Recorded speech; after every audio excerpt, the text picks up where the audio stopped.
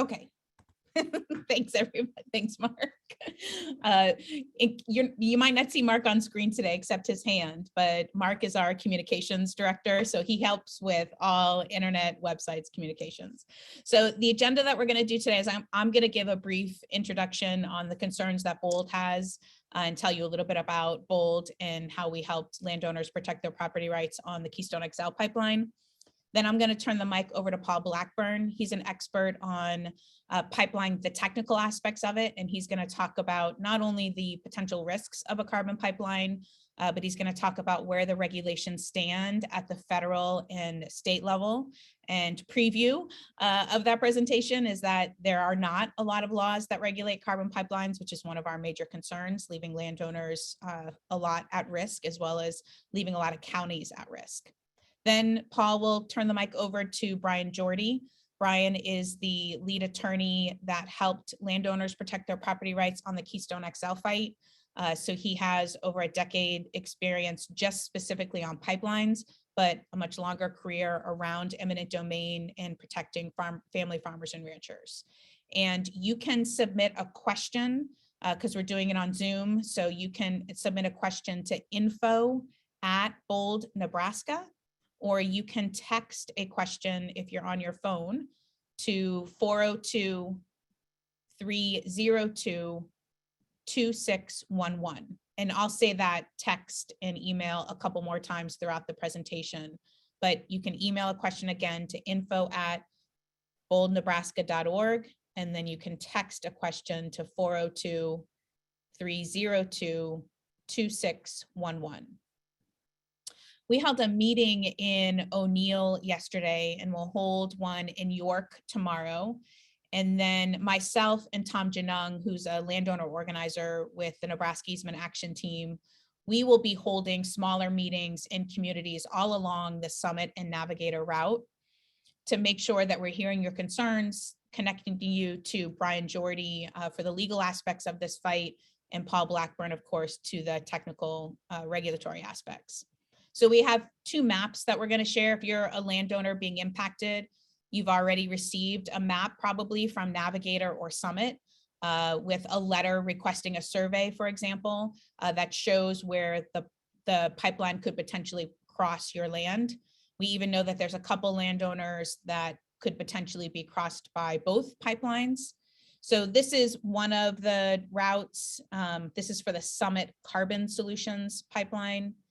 And then this is the Navigator proposed route. So there's two different potential carbon pipelines that could cross our state.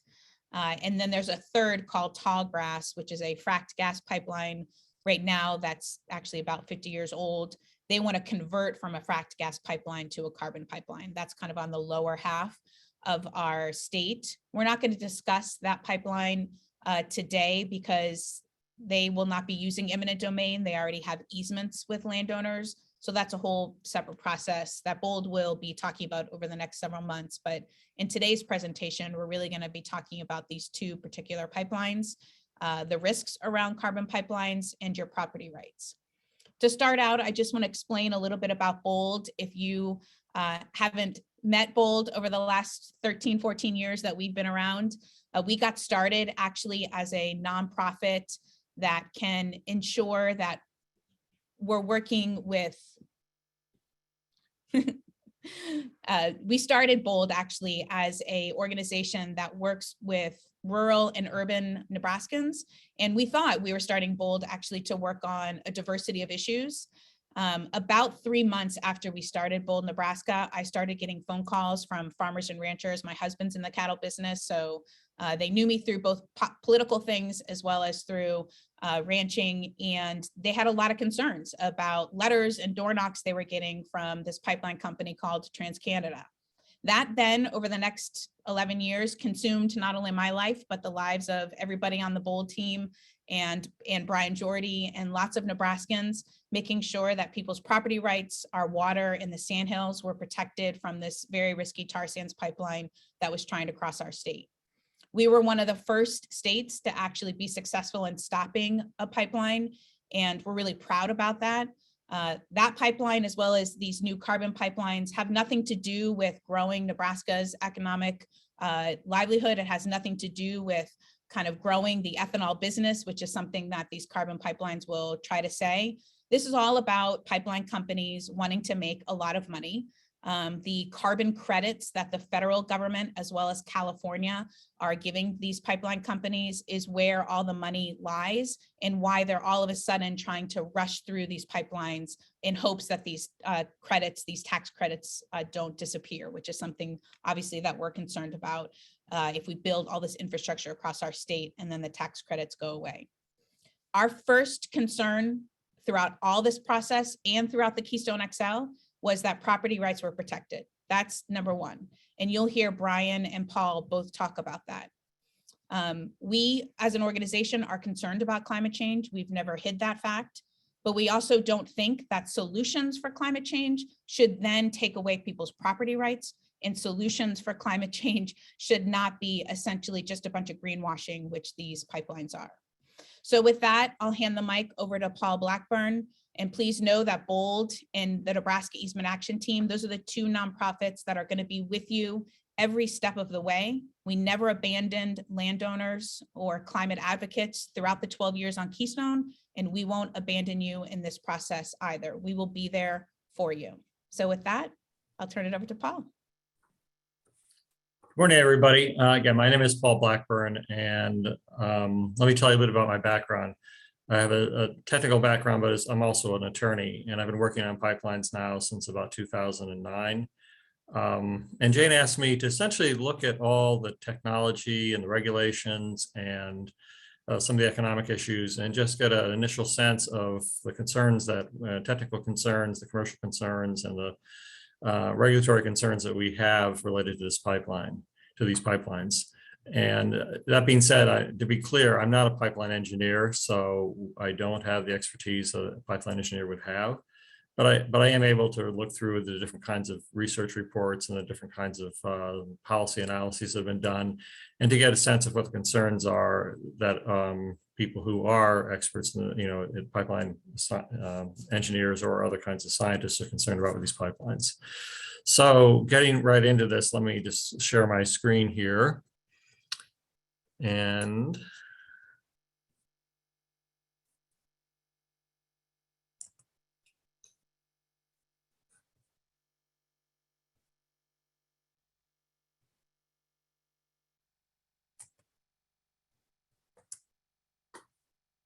can you see my screen? Not yet. Okay. Mark's coming in there, Paul. So apparently I'm not the only old person. I thought I had it all set up, and then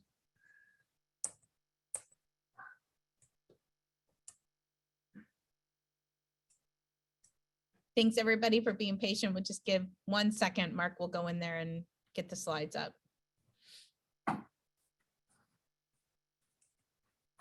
And if you're on the phone, we're going to email this presentation out to everyone, so you'll be able to see the slides that way as well. cancel there.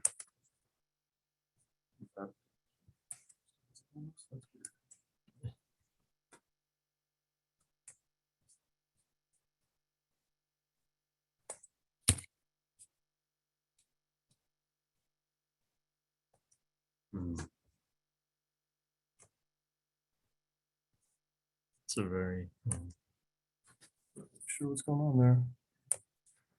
Anyway, click maximize that one somehow.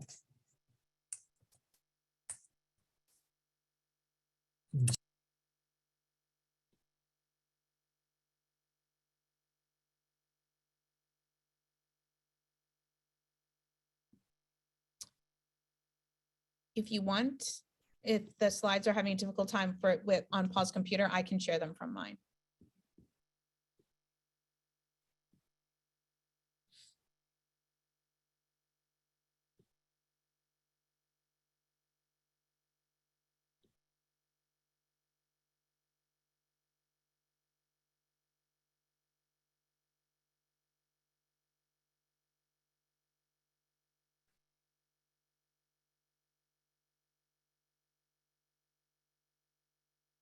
Thanks everybody for being patient. Just one more minute.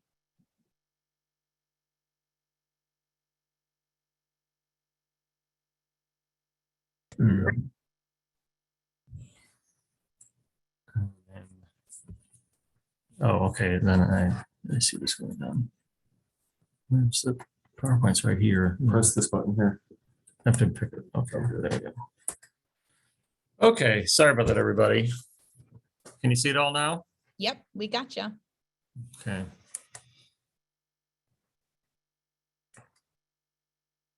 All right. So let me move through this. Appreciate everybody's patience. Start with technical questions. You know, the first things that people ask about with these pipelines is is this a liquid or is this a gas? And it seems like such a fundamental question. And the answer, because we're all used to either something being like water or water vapor or ice. And with supercritical CO2, it's actually something of a hybrid. It's somewhat both liquid and a gas at the same time. And it has very unusual properties compared to what most people think of for most other substances. And that makes a lot of challenges with regard to pipeline operations and storage issues. But for example, one thing is that supercritical CO2 will flow through rock, porous rock, like a gas will, but it'll dissolve things like a liquid will. So it'll dissolve, for example, oil underground. The reason they use it for enhanced oil recovery is because it will flow through porous rock, go into the pores of the rock, dissolve oil out, and help to move oil so they can pump more oil out of that. But so it is an unusual substance. And the reason that they use it is they transport it as a supercritical fluid is because you can transport a much higher volume as a fluid than you can as a gas. It has about the same weight as water does, just a little bit less heavy than water. So that's why they're doing it in that particular form. But it's not really the same as transporting oil or natural gas. So a lot of the technical rules and specifications that apply to oil and gas pipelines really aren't directly applicable to carbon dioxide pipelines.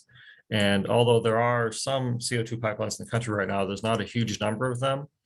And most of these pipelines, all these pipeline systems are quite a bit simpler than the ones that are being proposed by Summit and Navigator and the much bigger proposals of even a region, countrywide CO2 networks that some folks are talking about.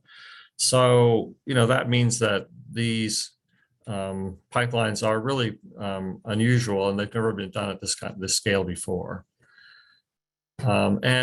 The Europeans are looking at research to find out what the status of the technical standards for CO2 pipelines. It's pretty clear that the Europeans are really working hard, as well as the Chinese and people from Australia are really working hard to figure out the safety of these pipelines. But we're not seeing much action in the United States.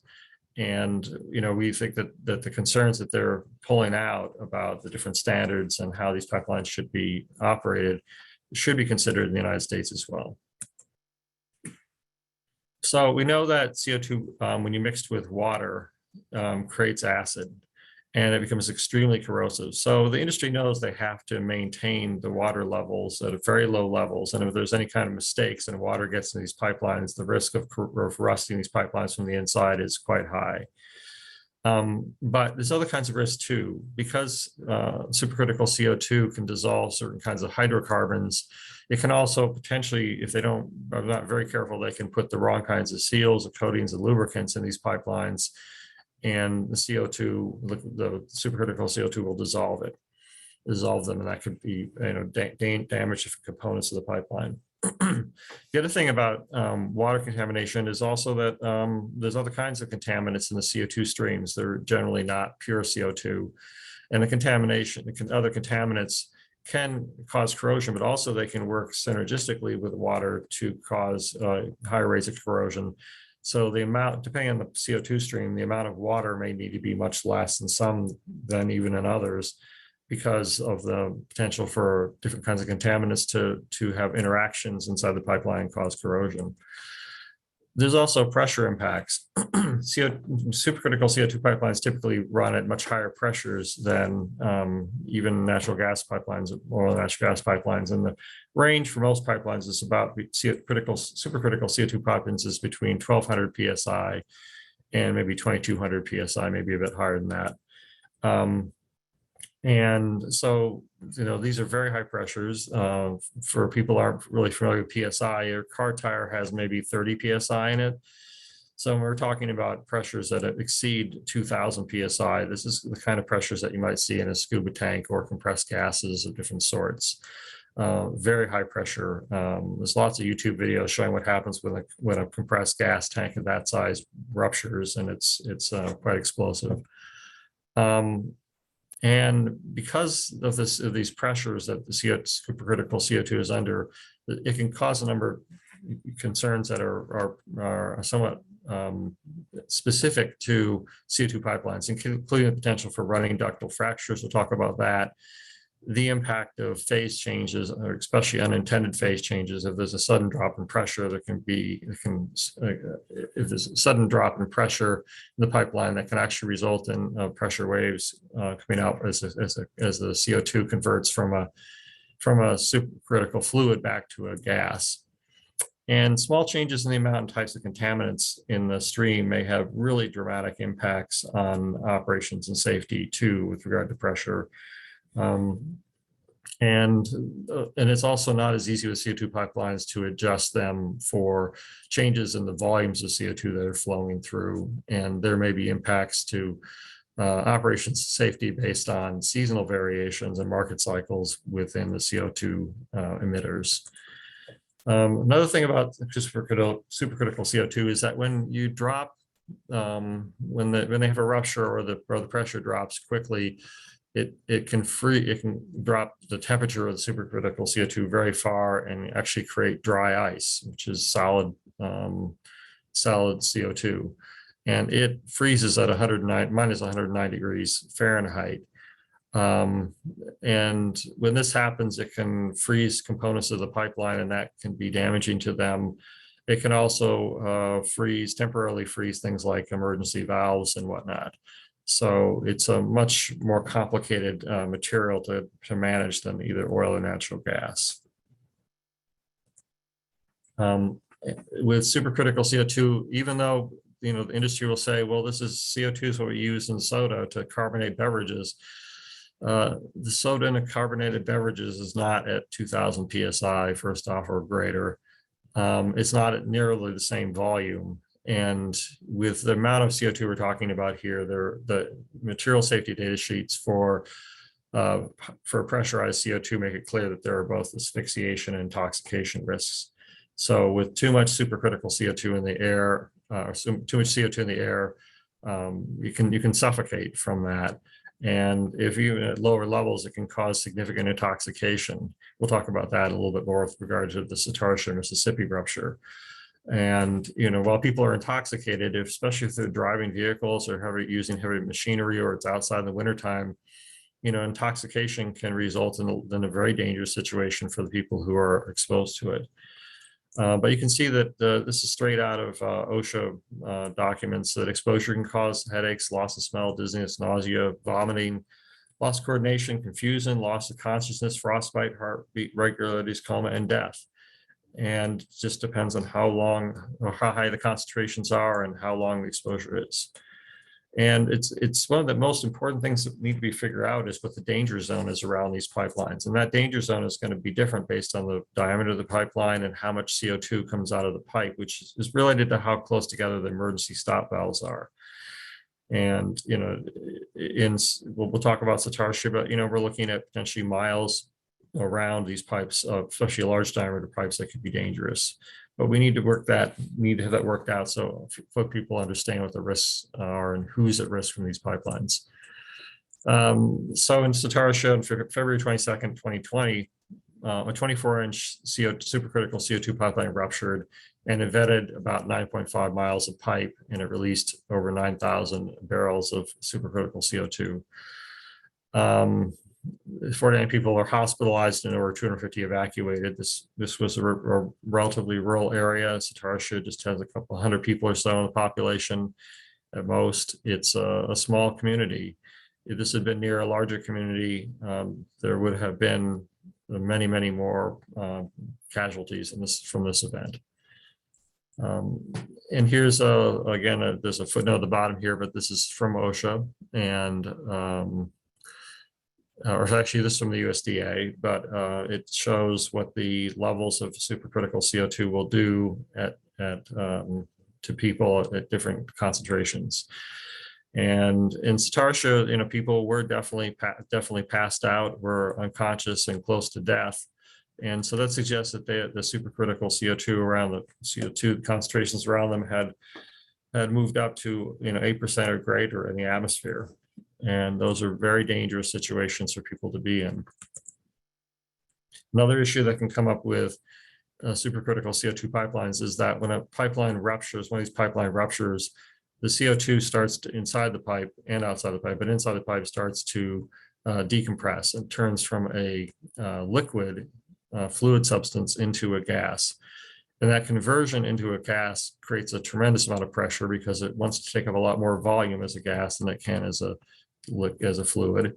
And this pressure can cause a pressure wave inside the pipe that can unzip a pipe, is what I've seen it described in different papers, meaning the pipe will be torn open over a long, potentially long distance as the CO2 decompresses inside the pipe.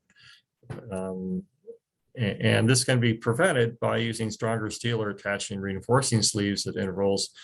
But there's some question about how strong the steel has to be and what the modeling needs to be, because the standard models for oil and gas pipelines don't work when you're trying to make steel pipe strong enough to stop one of these running ductile fractures.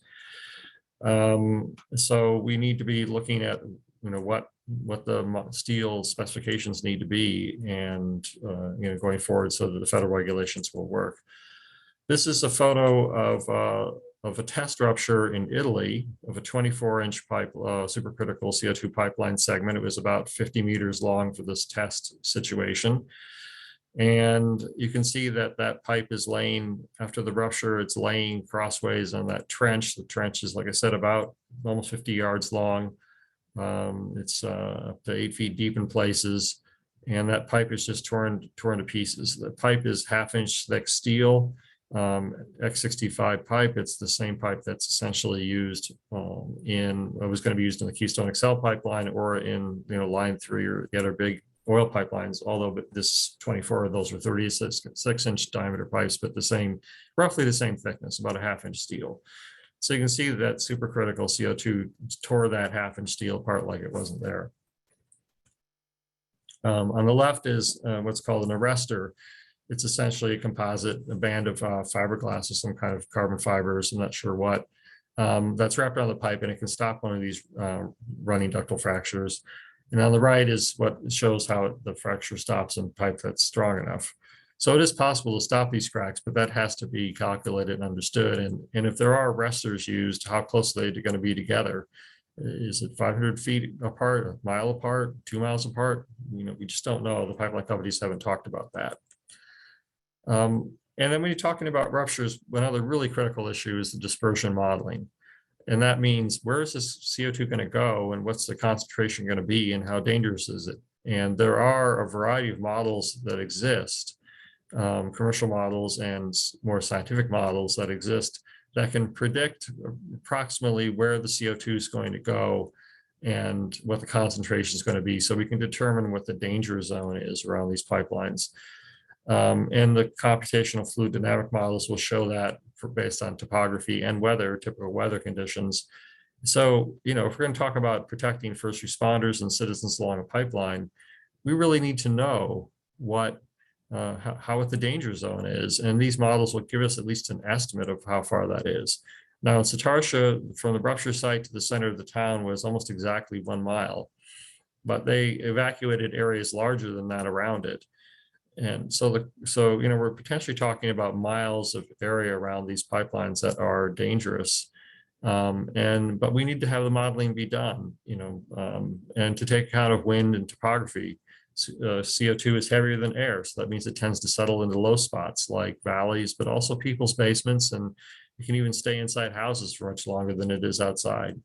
So we need to have much more information to citizens about what the risks are here.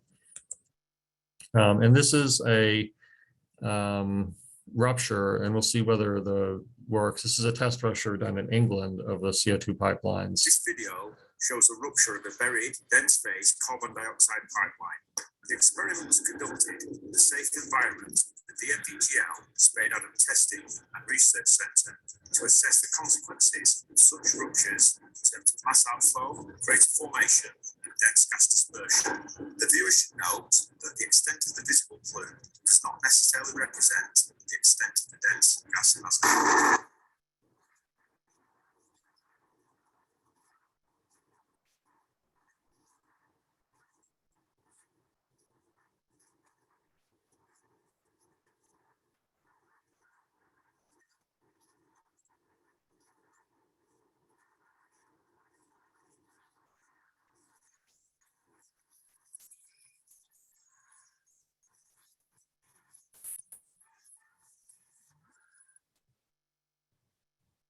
So folks, this test rupture is of just an 8-inch pipe, and it was releasing about the equivalent of 3 to 4 miles of pipe of gas that would be contained inside 3 to 4 miles of 8-inch pipe.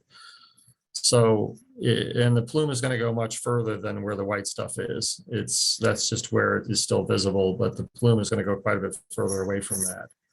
So, but that's just an example of a relatively small pipeline rupturing with a relatively small amount of gas coming out.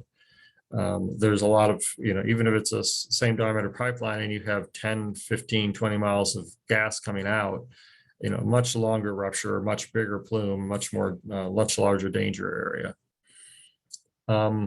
So we do need to have more work in the US about the safety of this. We need to confirm with it or what the overseas researchers are saying about the different risks and the engineering issues and needs. And the scale and summit of Navigator's and Summit's pipeline proposed networks are much larger. There's likely to be a lot of technical challenges. And we really need to know about the danger zones and to make sure that the US standards for these pipelines, technical standards, are up to snuff. A quick overview of federal and state permitting. The federal government does not regulate the route of these pipelines. They do for natural gas pipelines, but the federal government does not regulate the route for either oil or gas pipeline, or oil or supercritical CO2 pipelines. That's up to the states.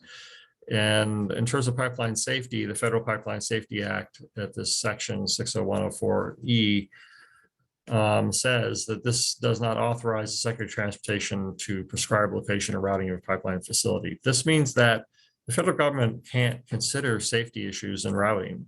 They can't say, well, this pipeline shouldn't go near the school or a nursing home, or it shouldn't go on, dangerous soils or things like that, unstable soils. That's up to the states to decide where the route goes. And the states, if they aren't able to consider safety when they're making route decisions, then the federal government can't either. And that means nobody but the pipeline company would decide whether a route is safe or not, and that's not right. So, and we know that, for example, the Minnesota Public Utility Commission expressly considered safety when they're deciding which route to pick for the new Line 3 pipeline. Unfortunately, in Nebraska, people tend to think that the safety is so exclusively to the federal government that states can't even consider it. For example, and whether first responders, have enough information about how to respond to a pipeline rupture. And the situation is not nearly as black and white as people thought with Keystone XL. So the state really does need to consider the safety of these CO2 pipelines with regard to route.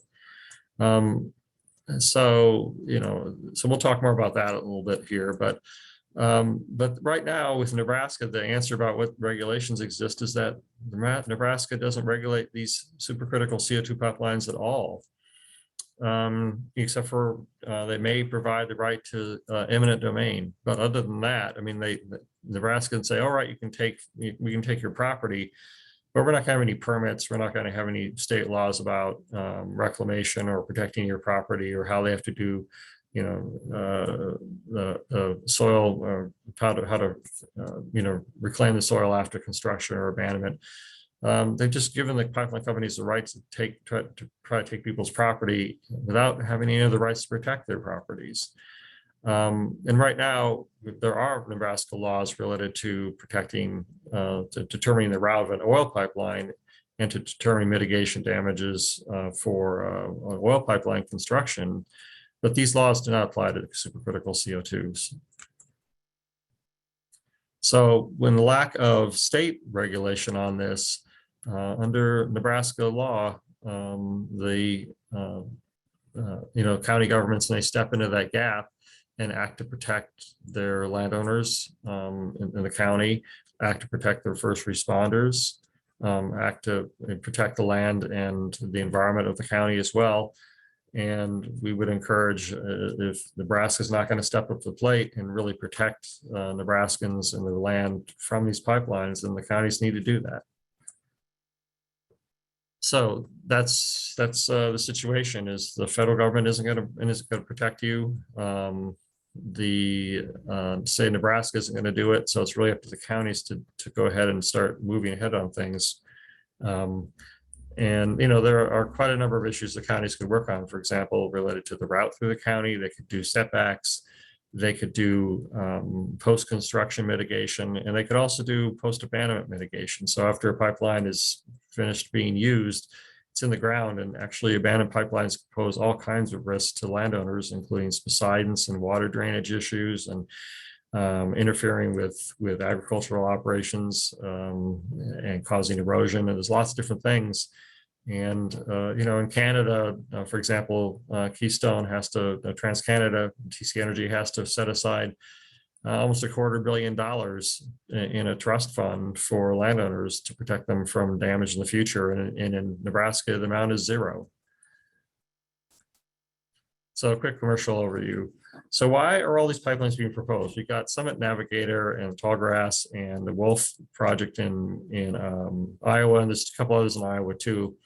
And the reason is that the federal government has finally jacked up their tax credits for building these pipelines and sequestering carbon to the extent that they're just so generous that everybody's in a gold rush to try to get this done. The tax credit is owned by the entity that captures the CO2 and puts it underground, but that means that the CO2 pipeline companies could essentially build the carbon capturing equipment at, for example, ethanol plants, and then they would own the CO2 and put it underground.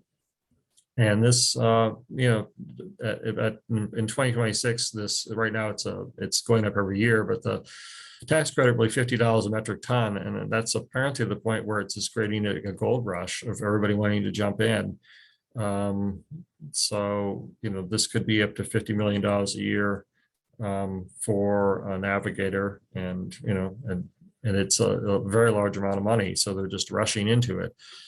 But just because the federal government says they want to put money into something doesn't necessarily mean it's going to work, or that it's a good idea, or that the technology is ready for anything.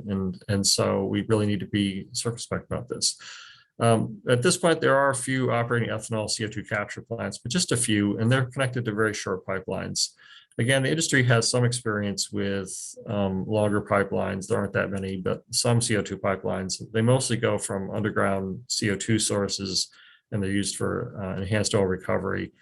But nothing at the scale, nothing with the complexity that's being proposed by Summit Navigator.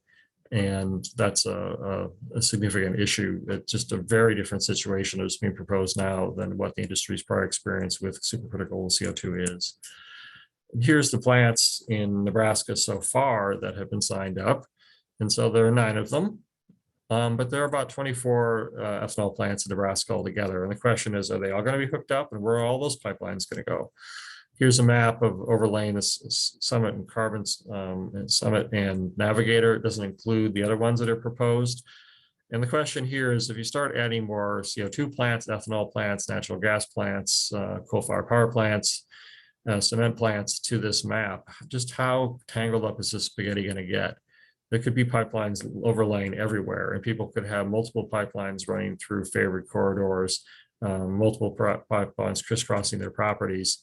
Anybody who's near an ethanol plant should start to, or a coal-fired power plant or a natural gas plant or a cement plant or other fertilizer plants should all start assuming that they could have pipelines coming their way. And shouldn't there really be some coordinated effort to not have these things be scattered all over the place and to have some coordination on this? So again, the scale here is very different than what's been in the past. And we really do need to think about these pipelines as in a new way, because the scale does change the risks, the technical risks. It changes the regulatory issues that we should be addressing. It changes the commercial risks as well. So all these things need to be considered. And again, this is really a government triggered gold rush.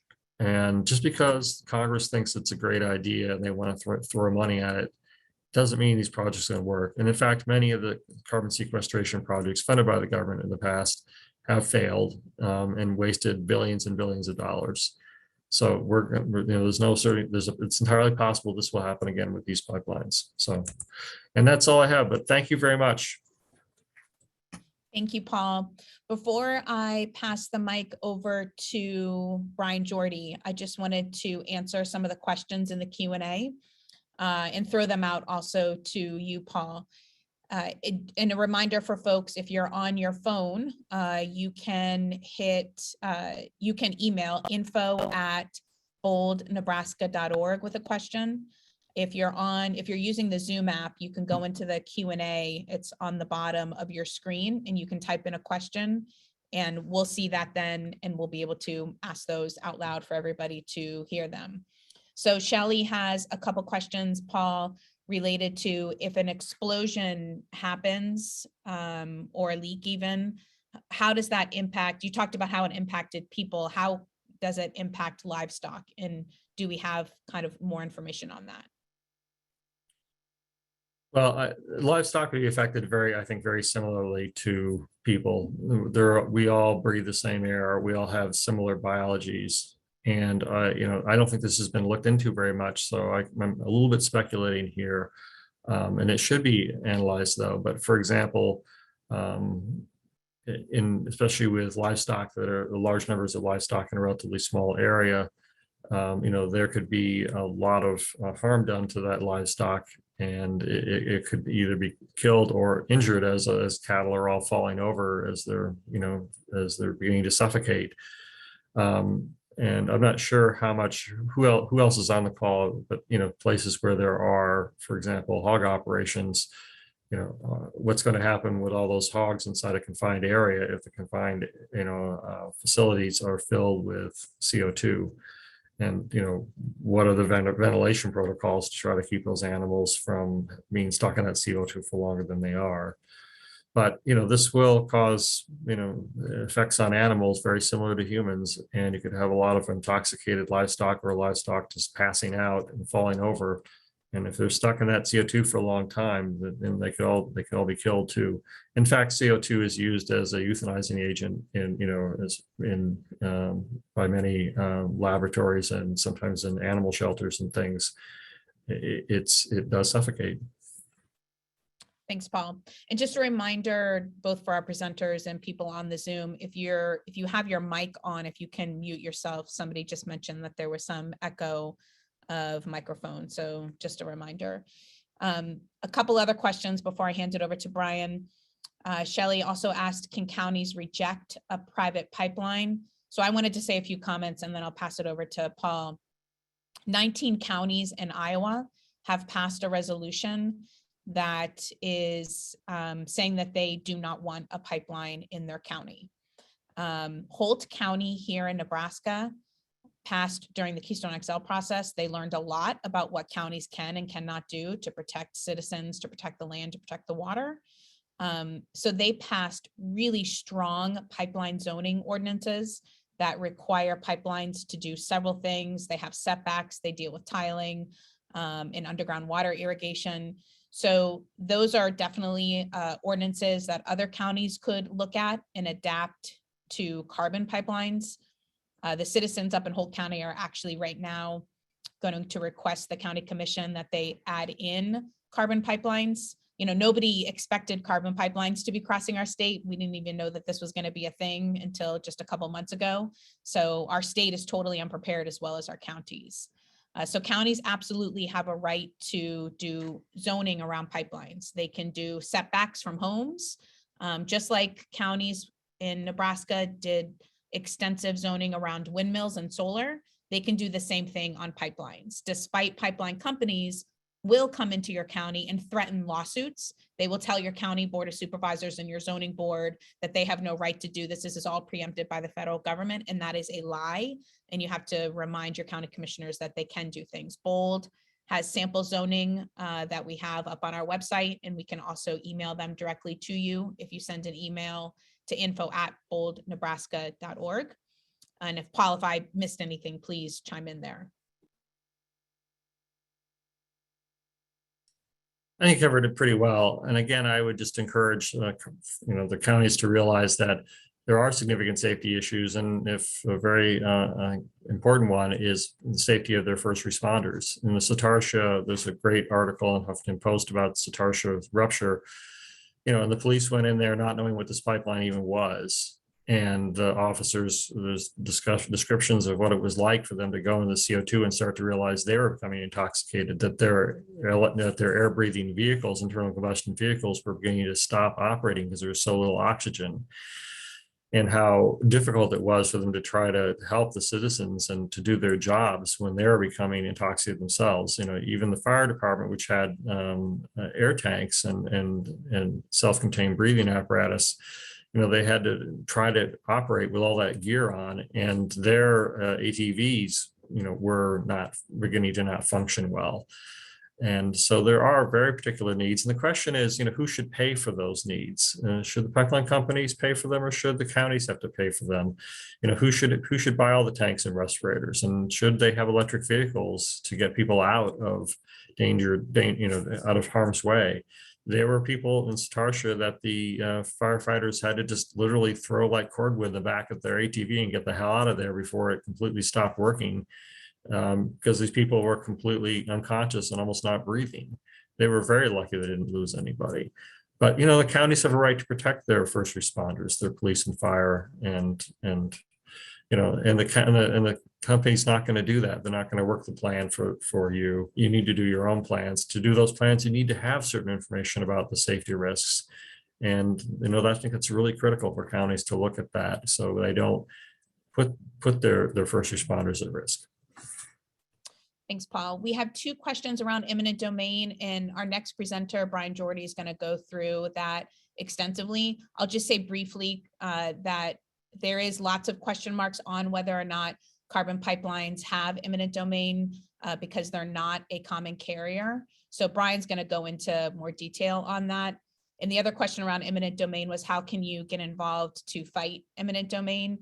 That's exactly what Brian's presentation is going to be about landowners using the same model we did for Keystone XL, which was very successful, of having you join the Nebraska Easement Action Team so that you're represented as a team with the Domina law group. So you can tell the land surveyors or pipeline companies that are knocking on your door, no, thank you. You can't survey my land.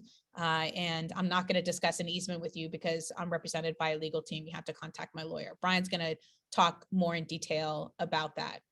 The last question we'll answer before we hand it over to Brian, and then keep on asking questions in the chat because we'll get back to more questions after Brian's presentation.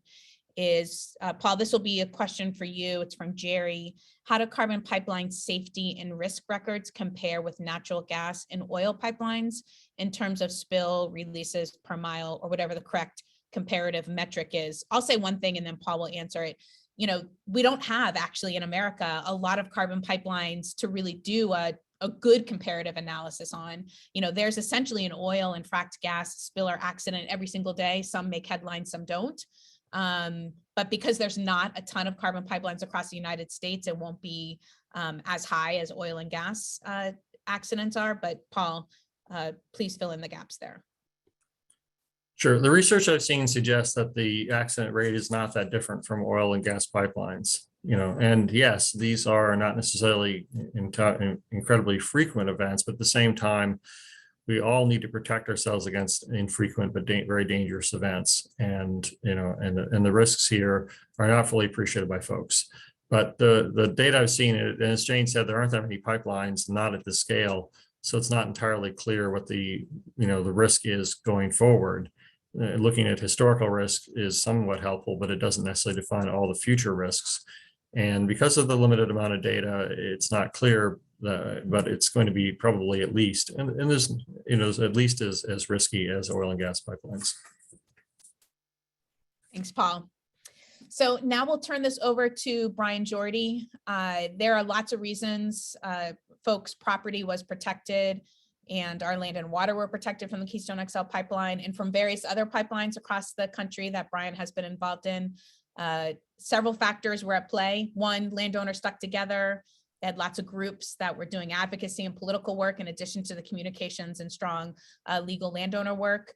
But the most critical thing, and I say this in every presentation that I give around the country, is the reason we stopped Keystone XL is because we had a strong legal team and landowners were part of a legal effort together. And that way they couldn't peel off individuals or lie to individuals about terms and price, et cetera. I'll turn the reins over to Brian, but without Brian, Keystone XL would be certainly built and over 500 landowners in Nebraska's property rights would have been violated. Well, thank you, Jane, and thank you, Paul, for laying out all of those risks.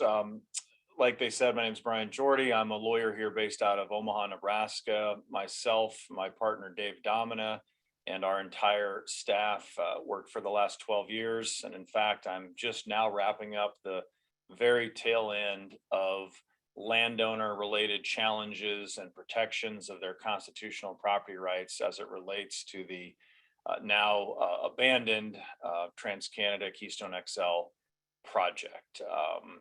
And the thrust of my presentation is not to be a cheerleader or try to convince you of anything, try to convince you to hate CO2 pipelines or ethanol or anything like that. I simply want to lay out and try to help educate folks and answer questions as to how can you defend against a for-profit corporation who wants to make themselves rich and richer at your expense while trampling on your constitutional and property rights. That's the issue that attracted myself and Dave to wanting to fight and defend Nebraskans and people around this country in various fights when these massive companies simply came into their homes at times, told them either you sign this piece of paper, which is called an easement agreement, which will allow us to do whatever we want on your property. And if you don't sign it and sign it now, we're just going to take it from you. That didn't sit very well. And in 2010, that started us on an odyssey that I said is just recently ending. So what you see on the screen here is a montage of various Nebraska landowners outside of courtroom, various court battles, our showdown with TransCanada and their team of lawyers and experts in front of the Nebraska PSC, again, defending property rights, emerging from the Supreme Court victorious in the bottom there with our clients after Supreme Court battles and legal challenges on how pipelines should be sited. And this fight has continued through various states. The second slide here is an actual exhibit from our PSC hearing or trial that we had in 2017. And I share this as kind of a ray of hope for you all, because in 2010, none of the people or the families, these Nebraska farmers and ranchers you see here, were confident that they could do anything to stop this particular project that confronted them, similarly and analogous to what you are all confronted with now. And they were hopeless. They figured they couldn't do anything. A big company is going to steamroll them. They didn't know where to turn. And with Jane and her group and other really dedicated folks and our legal team, over hundreds of meetings, literally, we just like what we're doing here today, we were able to get in front of people and let them know, hey, there are things you can do. And by the way, there are hundreds of other families that are affected and you may not know them, But if we can bring them together under one tent, under one collective legal strategy, one organizing strategy, we can become as powerful and at least have a fighting chance against these multi-billion-dollar and hedge fund backed companies. And so they started out just like you with the same exact questions. You know, we've heard them for the last 12 years, and it's great and appropriate to ask them. They then became members and joined up with a landowner organization called NEAT, which I'm going to talk about, the Nebraska Easement Action Team, which allowed them to coalesce again under one unified umbrella with a strategy to move forward to best protect their land and future generations. And some turned into interveners and plaintiffs and other legal challenges, all designed to protect their property and constitutional rights. Because as Paul said, unfortunately, your governor and past governors haven't done it. Your attorney general and past attorney generals haven't done it. The legislature has not, is not doing it. And so unless you stand up for yourself, your land, your property will not be protected. So that's what we're looking to do, and that's what we're offering to do. You've seen this map and the various counties that are projected to be affected by, again, the projected pipeline route.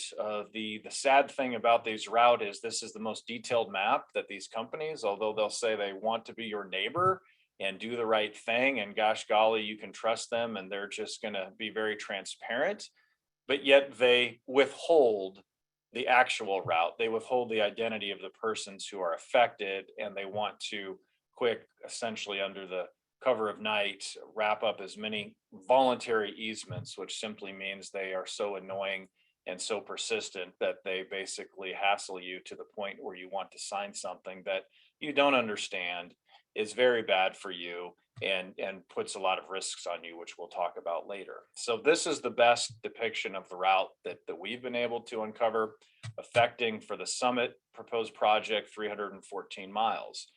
As Paul talked about, this company has never constructed, operated, maintained, delivered CO2, owned a pipeline, etc. So you are potentially part of a grand experiment that, fingers crossed, may or may not work for a purpose that is dubious, with technology that's not well understood, with risks that can be catastrophic. And so what we're talking about here is education, joining a bigger group, defending yourself. Unfortunately, Summit is not the only proposed one. Paul showed you this slide of, to use his phrase, the spaghetti network of possible pipelines crisscrossing in willy-nilly fashions across multiple states. In yellow there, or orange, is Navigator, another untested, unproven company that's jumping in to claim the gold rush of tax credits that who knows when they'll expire and when these pipelines will have no use or utility whatsoever. And they're in this network crisscrossing from Iowa to Nebraska, South Dakota, Minnesota, into Illinois. And then once they get through South Dakota, the grand plan is to dump all of the CO2 and infuse it underground in a 12 by 12 mile piece of land that they hope will hold the gas or the liquid or whatever it is, and that it doesn't leak and seep into the air. So that's their well thought out plan. So what do they want? Well, they want profits, and there's nothing wrong with profits, right? I run a small business. We prefer to make money than lose money. There's nothing wrong with that. But when we look at the intent of what they're trying to do, basically they saw a pile of money and then are trying to reverse and back into it a solution, which simply means a way to grab those dollars that are floating out there. And that's why you're having this rush of all these unproven, untested companies that are throwing their hat in the ring and wanting to take your property. They want control of your land because without the route, they can't do anything. They want to limit their risks. Any investor is always worried about risks. The New York hedge funds backing Summit are very risk averse. And so they're looking to limit risks. And how do they limit risks primarily? Well, two things. They pay you as little as possible. So the land acquisition cost is a very minuscule part of the overall total project cost. That's number one. They control costs by giving you less.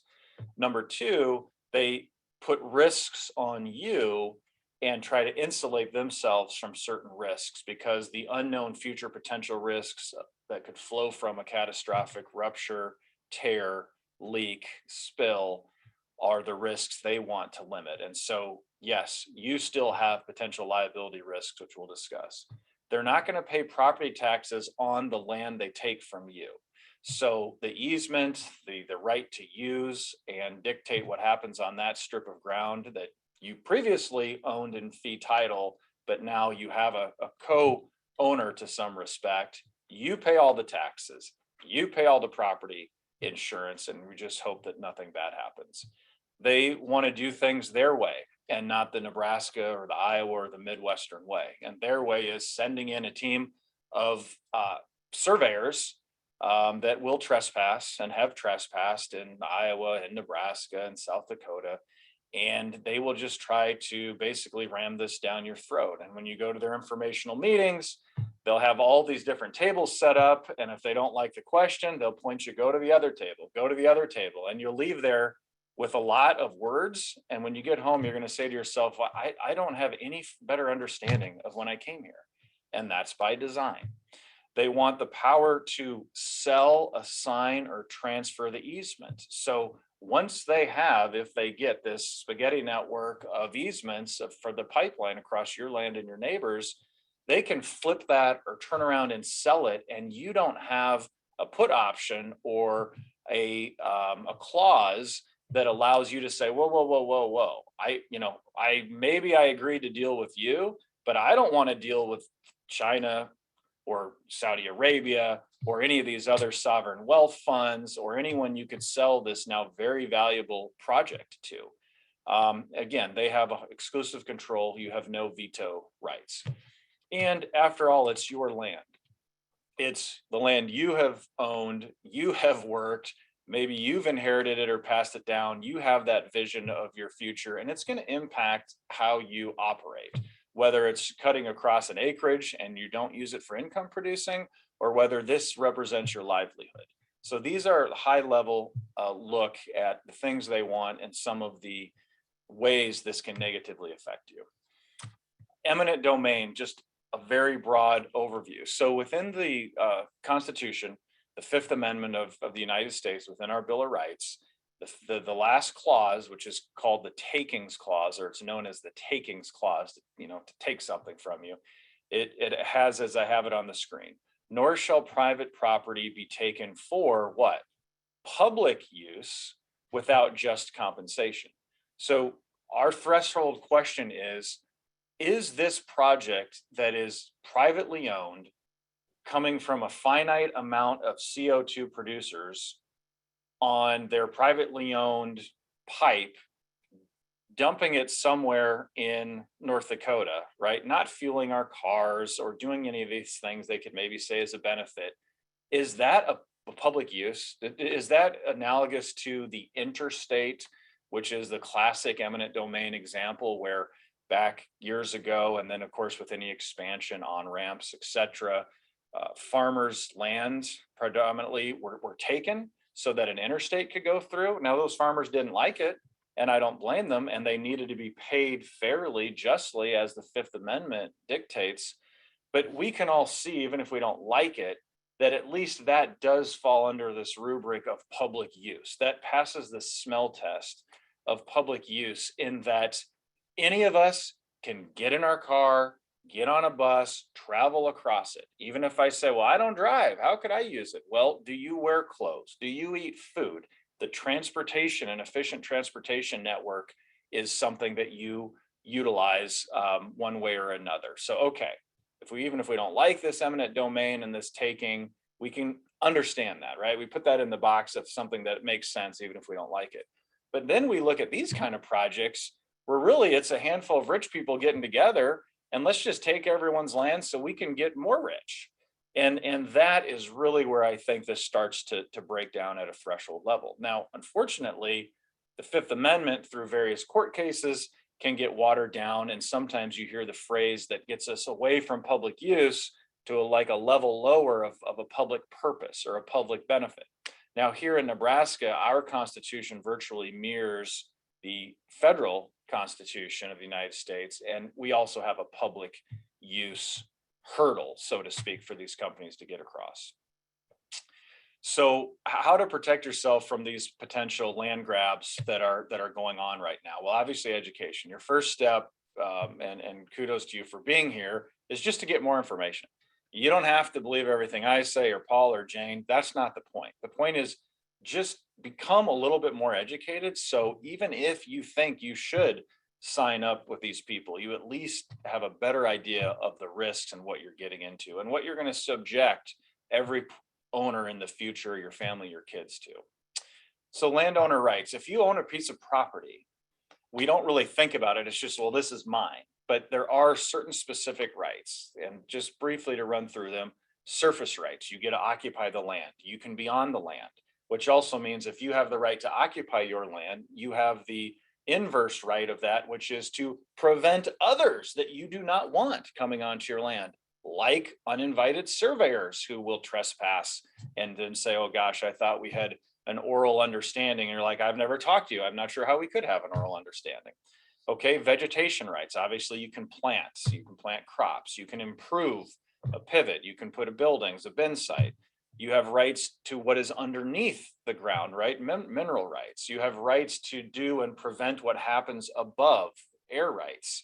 And then you have rights to be free from the public or private nuisance of others, right? You have the right to be free from water just flowing onto your property from a neighbor that maybe did something they shouldn't have done.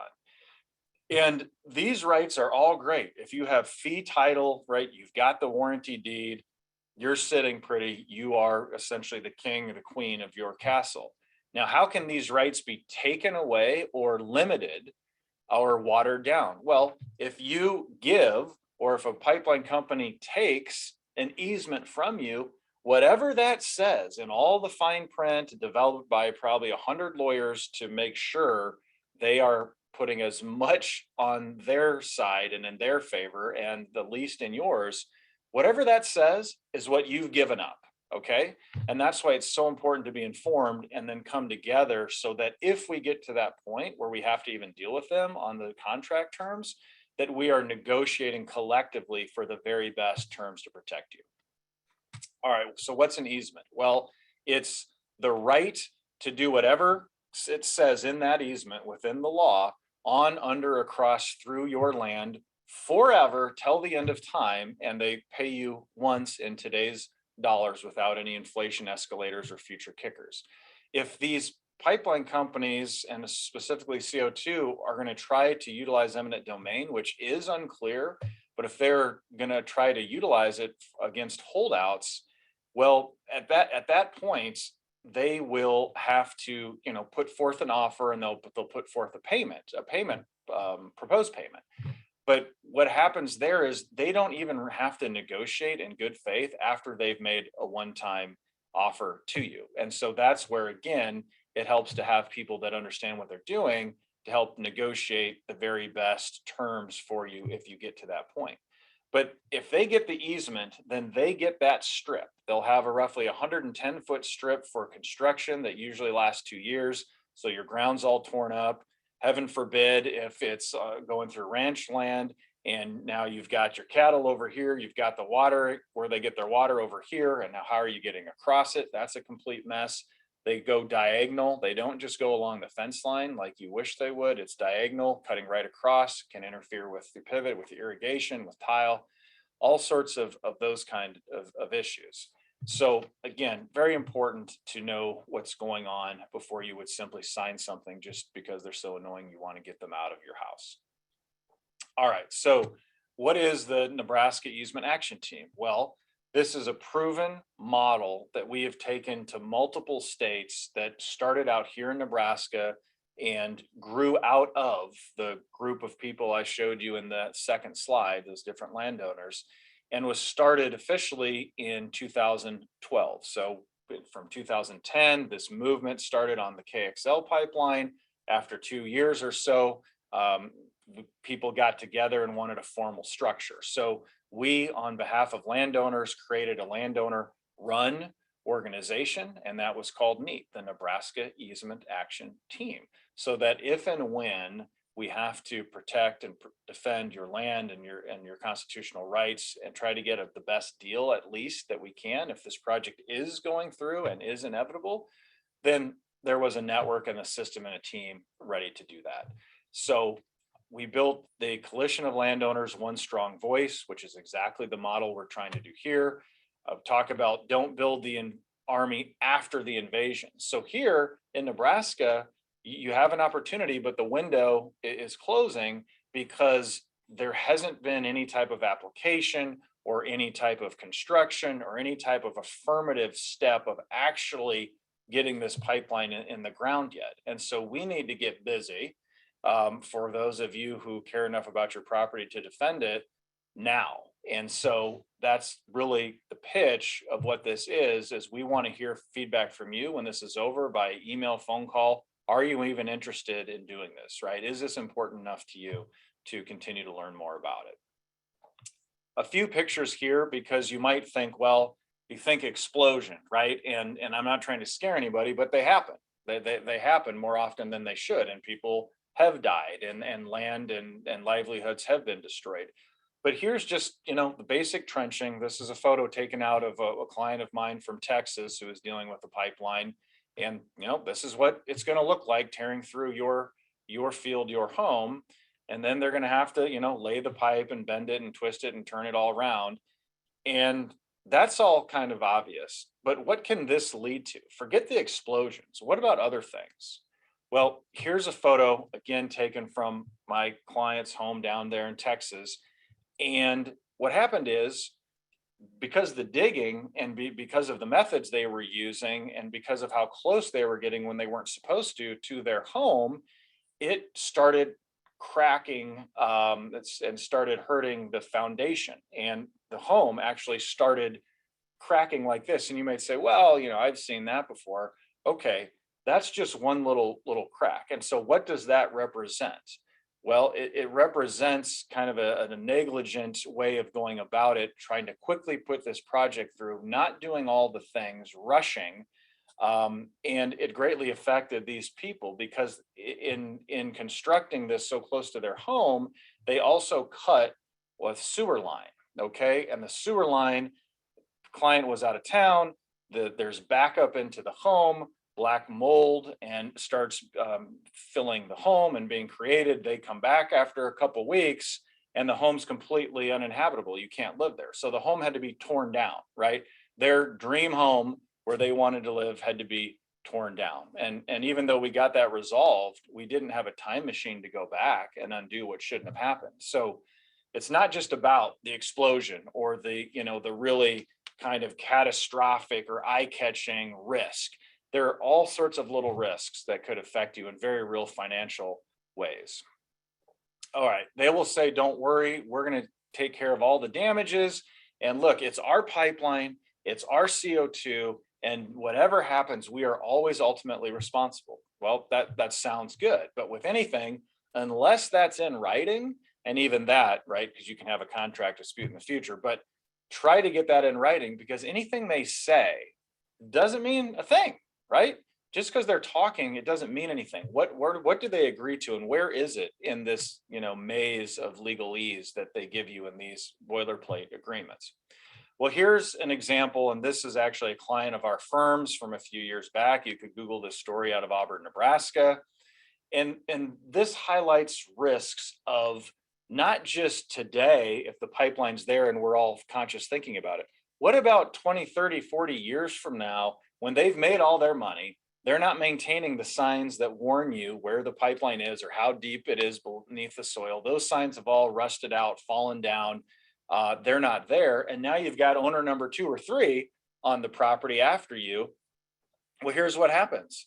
Landowner's son was removing a hedgerow with a bulldozer, completely within their rights, those landowner rights we talked about, when he hit a buried pipeline that they had no idea was there, weren't told it was there. There were no signs marking that it was there.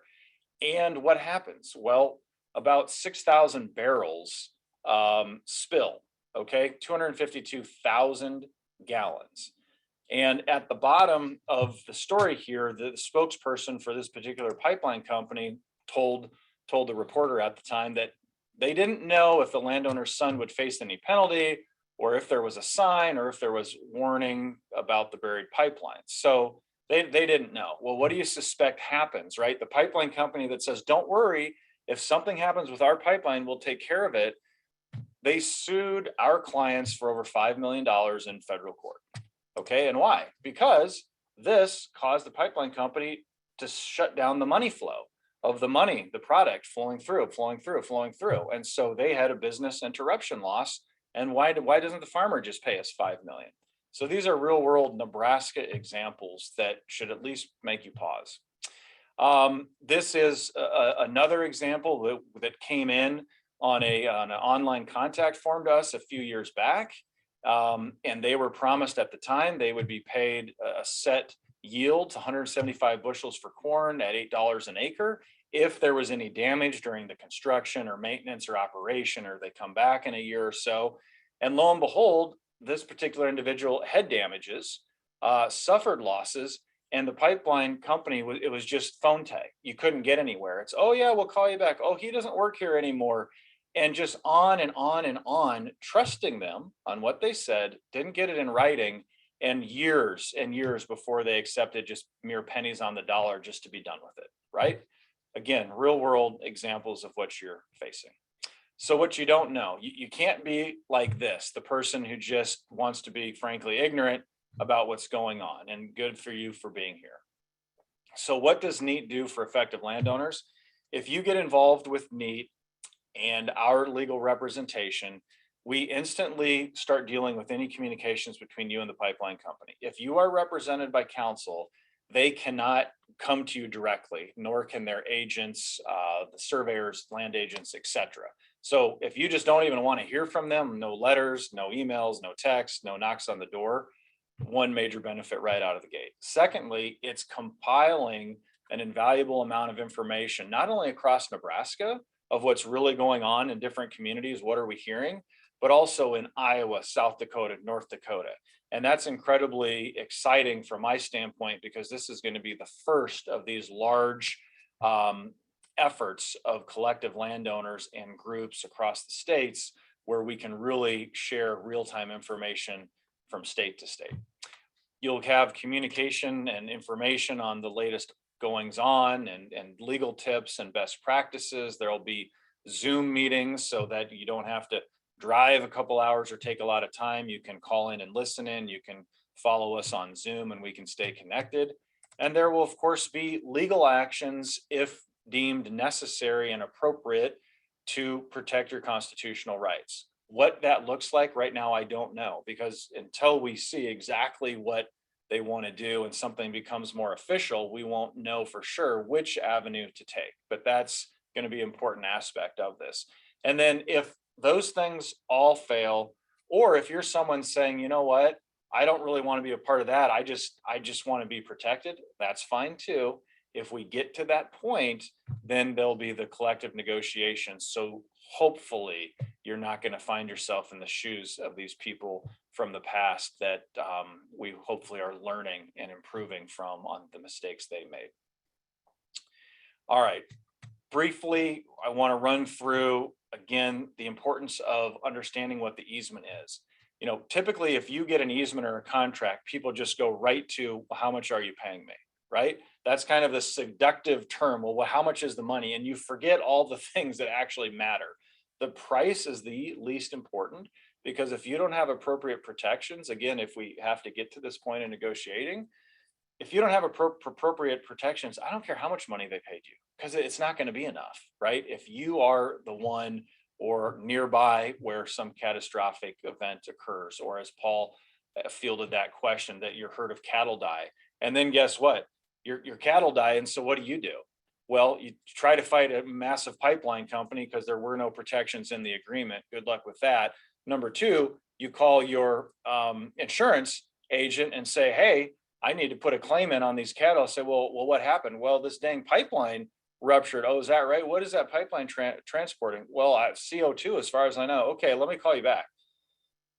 Hour, day later, they come back to you and say, gosh darn it, I just feel terrible about this, but there's an exclusion in your policy, and it's what's known as the pollution exclusion.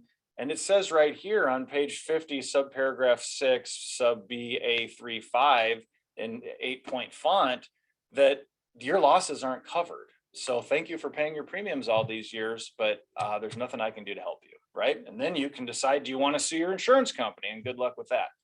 So these are all the things that we're not, dreaming up to try to scare you, that are real things that have happened to real people. Okay. And that's why the negligence piece, this risk shifting that I said, they want to shift risk.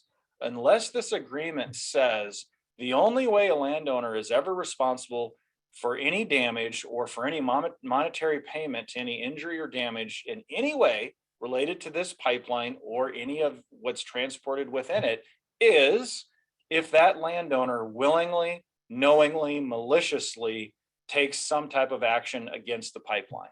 If you go out and shoot it with your shotgun, yes, you should be responsible. But if it's your grandson 20, 30 years from now trying to help your son out doing the right thing on the ground, like our clients, and they happen to accidentally, mistakenly affect the pipeline, they shouldn't be sued. Okay, again, you didn't want it there in the first place. So the pipeline company should have that. And until that's changed, these are incredibly dangerous proposed agreements. So why meet?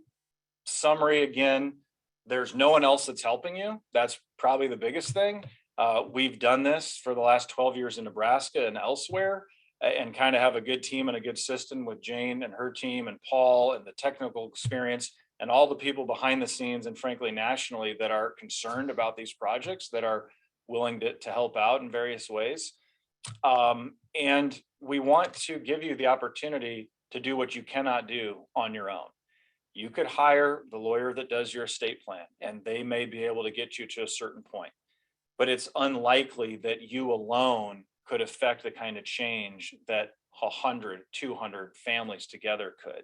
And if you're not in this area and know the minefields, it just makes it that much harder. And then the big thing is, well, cost, right? You're probably thinking, well, this all sounds good, but what does it cost?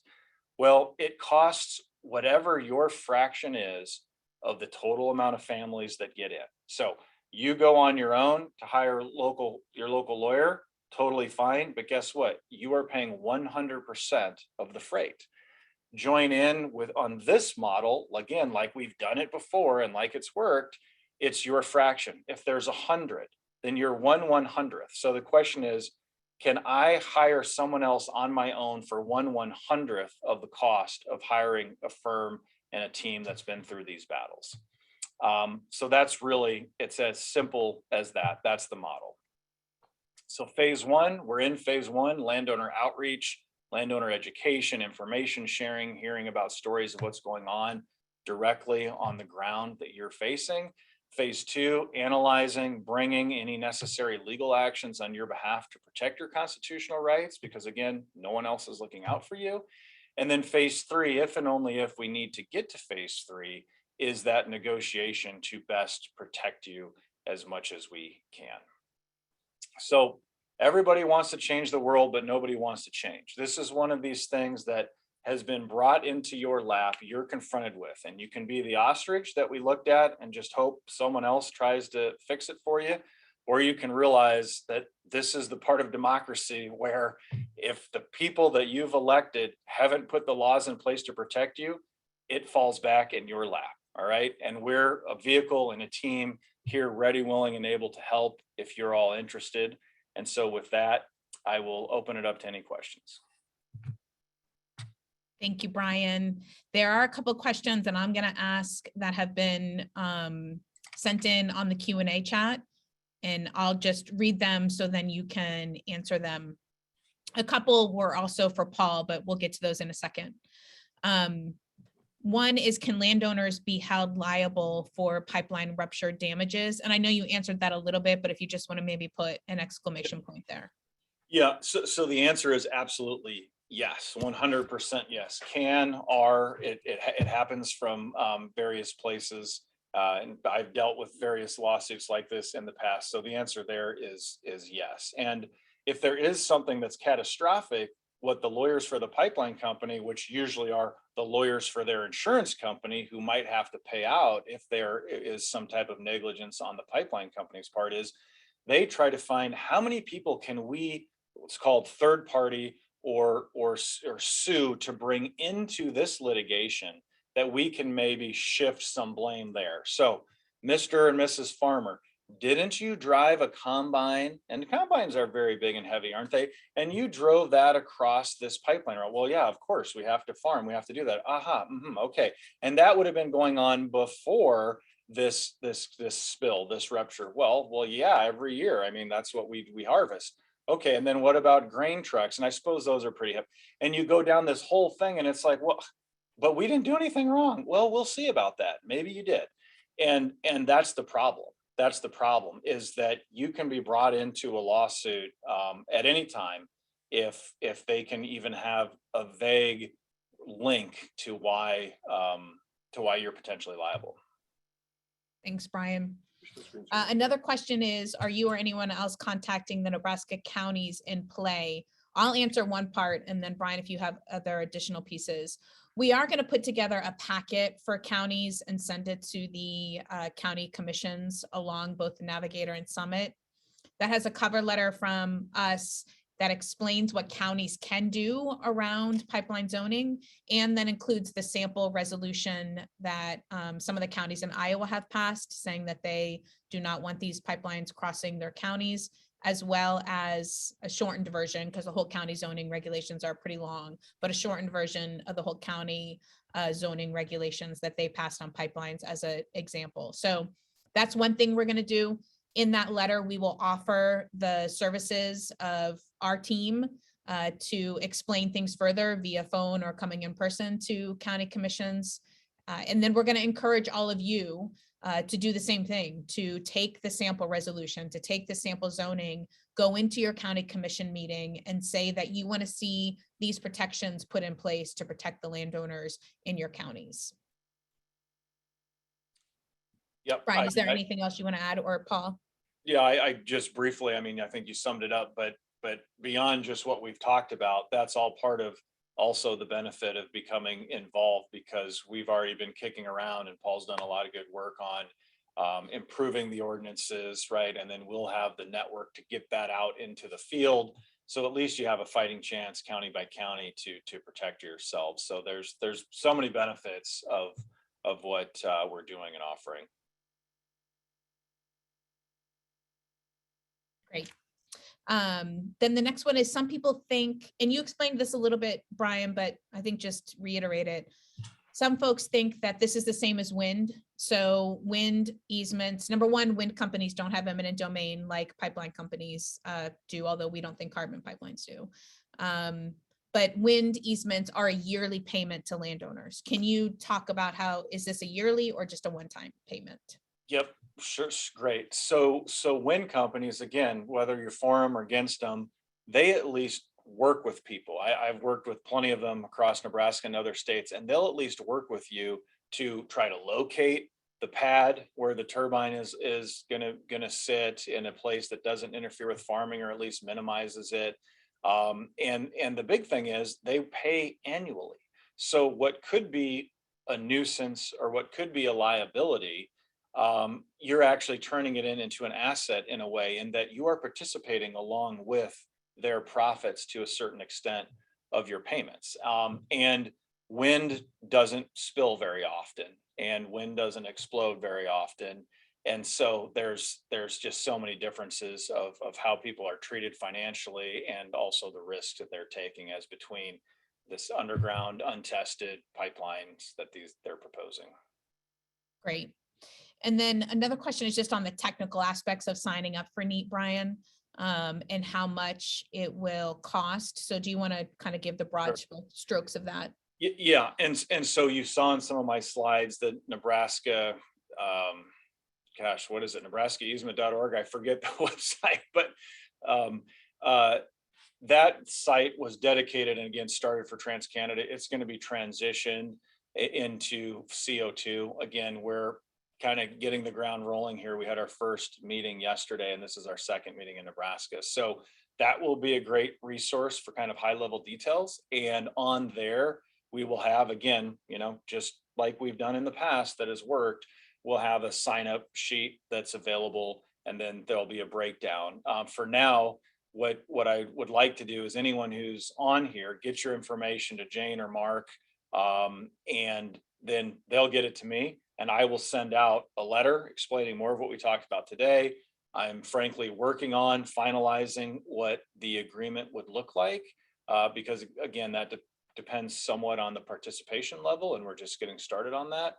And then I'll send that out to you. You can ask any questions, and if it's something makes sense for you and your family, then you can get on board. So that is not yet finalized, but again, it'll be a pro rata. So the ultimate decision is my land important enough for me to at least invest something into this? Okay, if you answer that question, yes, then the next question is it better for me to pay 100% of whatever the cost is by hiring someone else, or a very small fraction of what the cost and still get 100% of the benefits? So if you answer yes to those questions, this is a model for you, and we'll get specific details in the very near future. Thanks, Brian. One person had asked if Summit is already sending easement offers out, but then somebody else actually said that they've received an easement offer from Summit. And so they're concerned that from their perspective, we're already in phase 3, and the Summit rep, you know, told them that they want to start building next year. So can you talk a little bit about why pipeline companies always say they're going to build next year, and why that's really a lie, and how they can protect themselves? Yeah, no, that's great. And it's such an honest reflection or question. And it's so unfortunate because this person who asked that question or who received it is thinking, oh, wow, they're already giving me paperwork to sign. That must mean everything leading up to that is done and signed off, and now we're at this stage. No, not at all. They're trying to create a sense of urgency and make it seem like exactly what you assumed, which is not a criticism, it's what any of us would assume is happening, when that's not at all the case. Because the game they're playing is, if they can get as many, again, voluntary, right, that you kind of unwillingly sign, it's like, whatever, just fine, I guess I can't do anything. If they put you in that box and you sign it, then they do that, get as many of those as they can, and then they pop up in the media and say, we already have 50, 60, 70% of all these people that want us. And why do they want us? Because they signed, they must want us. And then it's easier to steamroll on the remaining holdouts. And so we're not at all in phase 3. We're very much in phase 1. Sign nothing, do nothing. There's no urgency for you to act. It's just the sales tactic and the pressure of, you know, wanting to get involved and wanting to put pressure on you to quick get you signed up. Because once you sign it, they've got you. So please spread the word that there is no reason at all to sign anything they give you, not even the survey. Don't even allow them to survey. And if I can jump in, Jane, one of the issues here is that the federal government right now has a 2026 deadline for getting these projects underway. So the companies are all rushing to try to meet that deadline.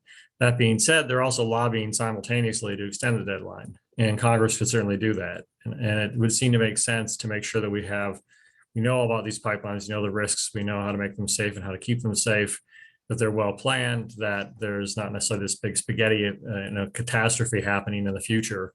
That Congress can adapt to this if they really want to, and they probably will extend the deadline at some point. But just don't let the companies say that, well, there's this deadline, and if we don't meet it, then we're completely out of the game, because they're already looking for extensions. Thanks, Paul. One of the questions is, I'm assuming your number one goal is to stop the carbon pipelines. Is that correct? So this is actually a really good question, and we'll kind of reiterate this throughout the relationship that we're forming with all of you. If it's going to take 2 years to stop these pipelines, or 10, whatever it is, we're going to be here with you. So Bold, Nebraska's goal is absolutely to stop these pipelines. We don't think that they do anything to solve the climate crisis. We want first and foremost to ensure that eminent domain is never used for private gain. If wind companies all of a sudden got eminent domain rights, we would be fighting that as well. We don't believe that private corporations should be able to use eminent domain. Fundamentally, it's one of the biggest issues that BOLD is founded on and what we work to stop. So we want to stop these carbon pipelines. We don't see any benefit to Nebraskans or to climate. So therefore, we're working to stop the pipelines. And we're a nonprofit, so we raise grants. We get individual donations from Nebraskans in order to have the resources to do events like today, make sure that we're holding lots of actions and advocacy events. We have somebody hired that's working on 2 potential bills in the state of Nebraska to put stronger protections for landowners in place. We work at the national level to make sure that carbon pipelines are understood by elected officials, because they're really not. This is something that fossil fuel corporations have been putting into bills for the last couple of years as a way to extend the life of fossil fuels, so they can go out to their shareholders and to the public. And you're already seeing Exxon and Shell do ads like this, talking about the promise of carbon capture and how we're going to capture all of this carbon. And the backstory, or the thing that they're not saying, is so therefore we can continue to drill and frack gas just like status quo. So they can pretend they're doing something, essentially put a green cape on, when they're really just wanting tax handouts from the federal government and not doing anything to solve the issues of climate change. So BOLD works at the national level as well. And specifically right now, it's one of the reasons we're concerned with the climate components of the Build Back Better bill, because they have anywhere from $6 to $12 billion for carbon capture and carbon pipelines. That's something we're actively working with other advocacy groups to get that out of the Build Back Better bill. So we don't think fossil fuel corporations should be getting subsidies. So BOLD's goal is to stop pipelines. The Nebraska Easement Action Team's goal is to protect property rights. If that means that 3-4 years down the road, these carbon pipelines have all of the permits that they need, that we've tried to stop the use of eminent domain but failed, then the Nebraska Easement Action Team is there for landowners to negotiate a stronger contract, better terms of your easement, and better price. So we do have the 2-pronged approach. And we know that some landowners will join meet and not be completely opposed to the pipeline, but want better terms and price. That's totally fine. And there were absolutely landowners part of the Keystone fight that weren't against the pipeline, but wanted better contract terms and better price. We welcomed them alongside the landowners that were totally opposed to it. So both are totally welcome in our mind. And we never judge a landowner if down the road they join now, and if down the road they decide they want to sign. We understand that landowners make family decisions for themselves. Let's see, can we give an idea of the legal cost, or like a range from our past Keystone experience? Brian, do you want to take that one?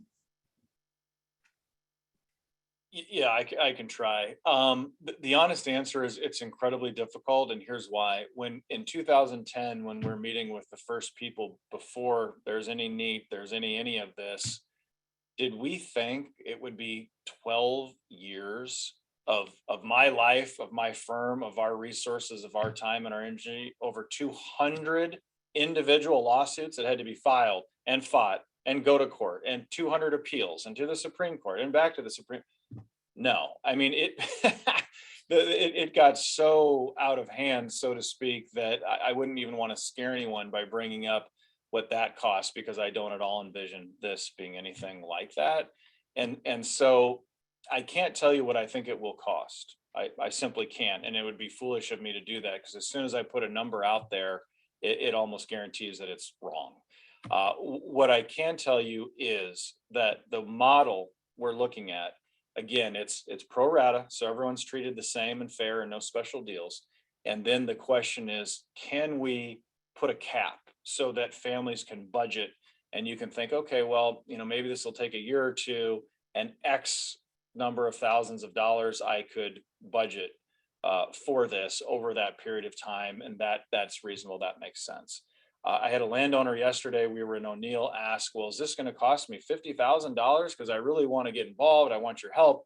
I said, absolutely not. It would not be anything near that. And he said, well, what about 15 or 10,000? I said, that's in the range of worst case is what I'm thinking. So that's as good as I can tell you right now. Again, I'm going to put it together because unlike when we did in the past when NEAT started, we really were looking just at potentially easement negotiation because the project was so far along. Well, then what we didn't contemplate, all these other legal things that weren't directly a part of NEAT allowed the landowners to ultimately be successful. And so that's why I just have to frankly think about it. But we're going to put a cap on it for you so you can step back and say, all right, can I budget that over a couple of years? And if so, I'm in. There's also a potential, if you really are economic or needs based, to potentially be involved with some support and assistance. We're working on that. We developed that somewhat in Iowa so far, and a couple landowners have been sponsored there by others that were concerned. So don't let anything discourage you. If you care about your property and you want to be a part of this, step forward, send an email, make a phone call, and we'll work it out. I'm sure we can work it out. Yep, absolutely. Thanks, Brian. We have two more questions. These are directed to you, mostly Paul, and then we'll wrap it up on some next steps, and appreciate everybody for being on with us today and those that are watching it at a future date. Paul, one is about the valves, the shutoff valves. So do we know if these carbon pipelines would also have shutoff valves and pumping stations like oil and tar sands pipelines do? Yes, these pipelines will have valves at different places along the pipeline, but the question is where. And we heard a story about a landowner that asked somebody in, I believe it was Minnesota, about where the valves are going to be. And the pipeline company responded, well, they're going to be on either side of a river, which makes sense for oil pipelines because you don't want oil to get in the river. But for carbon dioxide pipelines, the question is, how close are they going to be to people who are at risk for them? And if these pipelines, especially going to go near, towns or the outskirts of cities or places where there are more people, shouldn't there be emergency valves close to where people are living? And at this point, it's not clear that the Pipeline Hazardous Material Safety Administration, the federal government, has figured out what should happen with what they call high consequence areas. The high consequence areas for oil and gas pipelines are understood. The high consequence areas for carbon dioxide pipelines don't appear to be understood, in part because we need to do this modeling that nobody's seen be done for any of these pipelines to understand the danger area. So yes, there will be valves, but the question is, where will they be? Just having valves is by itself is not much assurance. Thanks, Paul. And the last question is, and I've heard this question a lot actually when we're out visiting with folks, and it's one that I had when I first heard that these carbon pipelines were going to be proposed. I had to do a lot of education for myself. So it's this: if we think that putting carbon in the air is bad, why is this a bad thing, right? So, and what are ethanol companies doing currently with the carbon that they have? Are they just putting it into the air? Are they storing it? Is it a combination of things?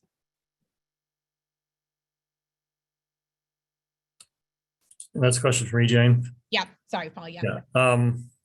At this point, the ethanol facilities are just emitting the CO2 into the air, and that is an issue. The question, I think, with regard to the climate change issue is one of timing, among other things. That we know that there are a variety of ways to address climate change issues, but at the same time, there's a limited amount of money, and so we should be spending money in things that we know work, and for spending on technologies that are going to be helpful, and also on technologies that, frankly, are going to help landowners and local people to be more secure in their homes and in their businesses. We know that there's carbon sequestration using farming techniques. We know that there's a renewable energy, and local people can benefit from that, as opposed to these big CO2 pipeline projects and the sequestration projects that we're not entirely sure they're going to work, because in the past they haven't worked terribly well. the cost benefit could be very bad for them. And we just need more assurance and more understanding to know whether, to work on things that actually work before we start moving into things that are more unproven. And, so there may be some need for these in the long haul, but for right now, we shouldn't jump into this risky, unproven approach first when we've got so many other better solutions for climate change right now. Thanks, Paul. And one thing that I'll add is that, with the climate crisis, our solutions to the climate crisis should not mean taking land away from farmers, ranchers, landowners, and tribal nations. And our solutions should also not mean putting families at risk. So right now, you would be putting literally thousands of families at risk with these carbon pipelines if they were to explode, rupture, or leak. Not to mention the massive amounts of this pollution, because it's pollution. So essentially these pipeline companies are asking you as a landowner to shoulder the risk of having pollution pumped through your land at very high pressure. And then they're asking landowners up in North Dakota to shoulder the responsibility of a 12-mile by 12-mile kind of proper land mass that they've observed as potentially where they can inject this liquid carbon. We're then assuming that that is going to be totally safe, just like fracking companies told citizens in Oklahoma that injecting fracking fluids into the ground was totally going to be safe. Nothing was going to go wrong. And we've obviously seen the results of that, which is what landowners knew down there automatically, because landowners are smart, because they live and work the land every day, that is now causing earthquakes and causing massive problems for folks in Oklahoma. We don't want to see that same thing happen to our neighbors up in North Dakota or in Illinois, which is where they're currently saying that they would inject a lot of this pollution, or in Nebraska, in the Panhandle, where Mike Flood and a couple of the other state legislators in Nebraska would like to inject this waste, just like years ago they wanted to bring nuclear waste into rural communities. We deeply believe that rural communities should not be the collateral damage for pipeline companies or people that are pretending to put forward solutions to climate change. We want to protect rural communities. We want to protect your property rights. So with that, I will say just a couple of follow-up things, and then just make sure, Brian and Paul, you don't have any last comments. Brian and the Nebraska Easement Action Team will be sending a follow-up letter that will explain in very clear terms, very transparent, about the ways that you can sign up for NEAT to be part of the legal representation and the costs surrounding that. Then BOLD is going to be sending a follow-up letter with some educational materials, plus information that you can take to your county commission. We really want to make sure that you're engaged in that process. If you ever have questions, you can always send an email to info@boldnebraska.org. We can direct that either to Paul, to Brian, or to Tom Janung, the landowner organizer who many of you have already talked with. So we're going to be here as a team for you to protect your property rights. So with that, I don't know, Paul or Brian, if you have any other comments you want to end with. I would, especially for future viewers, that question about do you have to be anti-pipeline, I think is so important. I just want to put an exclamation on that. Is, Jane really did a nice job laying out BOLD and their mission, and I see this as an all hands on deck. So whatever state I go to, I always have a landowner. Yeah, but I don't really like so-and-so or that group, or you're maybe okay, but I'm not so sure about them. This is an all hands on deck. And what's being offered here are people that are putting forth their time, resources, experience to try to help you in as best as possible. As far as NEAT is concerned, we are agnostic as if you love this pipeline or don't like it, or are just interested in the very best terms. But if you are in the camp of, I don't care about climate change, I don't care about those things, totally fine. And I even kind of like this CO2 pipeline, totally fine. But if you want to get the very best deal, if you want to protect yourself, your family, your legacy, hold out for now. Don't rush to sign anything. Join up with NEAT and just sit back, because that is your best chance to get the best deal on all the fine print, and frankly, the best price, if that's what ultimately you're concerned about. So NEAT is agnostic. It's a property rights, constitutional rights defending organization. And so we don't have to agree on everything. Jane and I disagree all the time on things. And frankly, that's what makes this group so great, because we don't have to come from the same starting point to agree that all of you landowners deserve the best protections for your land, your property rights, period. So I encourage you, regardless of what brought you to watch this video or to learn more about this, to sign up, get more information. There's a place for you. It's a big tent here, and we can help out everybody. So thank you. And I would just like to add and emphasize Jane's point that this is complex technology and that we're open to questions. I don't claim to know everything. We certainly need to hire pipeline engineers and dispersion experts and other folks who have, deep knowledge of these kinds of issues to understand it better. But, just trying to raise issues at this point. And if you have questions, please let us know so that we can look into them and try to help to get them answered for you. But thanks for being here today. Thanks, Brian. Thanks, Paul. Thanks, Mark, who was behind the scenes doing all the tech work, and Tom Janung, who you didn't see today, but many of you have talked to. And thank you to everyone who came on to the Zoom today. We'll be in York tomorrow, and then Tom and I will do smaller landowner meetings to answer questions face-to-face in the coming months. So you can see boldnebraska.org for those upcoming dates. We'll post them on our Facebook page. And then when we revamp the NEAT website to have the carbon pipeline information, we'll have ongoing information on that website as well. So thank you, everybody, and we will see you in your community soon.